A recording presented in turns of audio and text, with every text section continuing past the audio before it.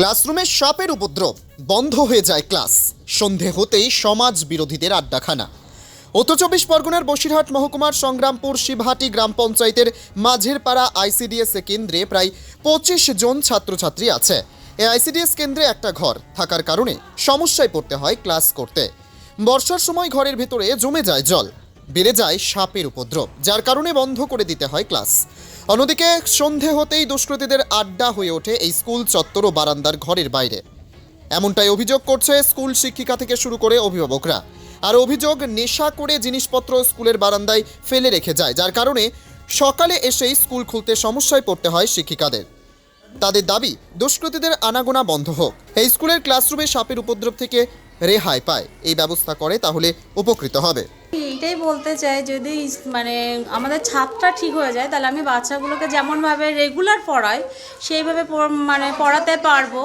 এবং যদি ছাদটা ঠিক হয়ে যায় বাচ্চারাও বসতে পারবে। ওদেরকে মাঝে মধ্যে যে আমি বাড়ি পাঠিয়ে দিতে হয় আমাকে, কারণ আমার বারান্দায় জল থাকে, আমার ঘরে জল থাকে, যার জন্য আমি পড়াতে পারি না। ওদের পড়াশুনোর দিক দিয়ে খুব সমস্যা হয় এবং রান্নাঘরেও প্রচুর জল থাকে, রান্না করতে খুব সমস্যা হয়। সেই সমস্যার মধ্য দিয়ে আমরা রান্নাটা কোনো রকমে করে গার্জেনদেরকে, বাচ্চাগুলোকে খাবারটা দিই, কিন্তু খুব সমস্যার মধ্যে দিই। এইটা যাতে ঠিক হয় তার জন্য অনুরোধ করছে।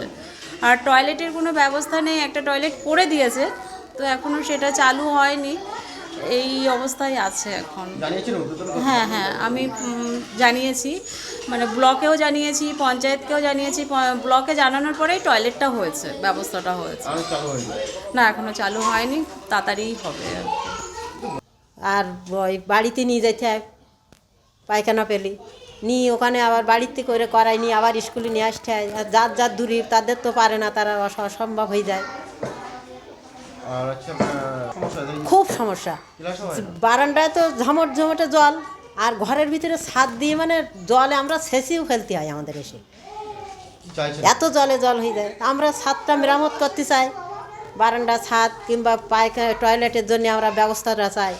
বাচ্চাদের নিয়ে আসা নিয়ে যাওয়া, একবার নিয়ে আসলে থুই গেলি কান্নাকাটি করে, থুই যেতে হয়। আবার দূরাই আসলে আবার বাড়ি নিয়ে গেলি তখন আসতে চায় না। বর্ষার সময় জল পড়ে, বসতে পারে না, ভিতরে তো জল থাকে ভর্তি, বাইরে বসে তাও এখানে জল থাকে। টয়লেটের সমস্যা, না টয়লেটের ব্যবস্থা নেই। ওই বাইরে জায়গায় বসাতে হয়। হ্যাঁ, ওই জায়গায় বসাতে হয়। একটা টয়লেট দিতে হবে, আর এই ছাদটা কিনা ঠিক করতে না, ক্লাস তো হয় না, বাচ্চাদের তো নিয়ে আসতে পারে না, জল থাকে কি করে নিয়ে আসবো, ভেতরে তো জল থাকে, বসতে তো পারে না। আমার নাম শাহিনা খাতুন।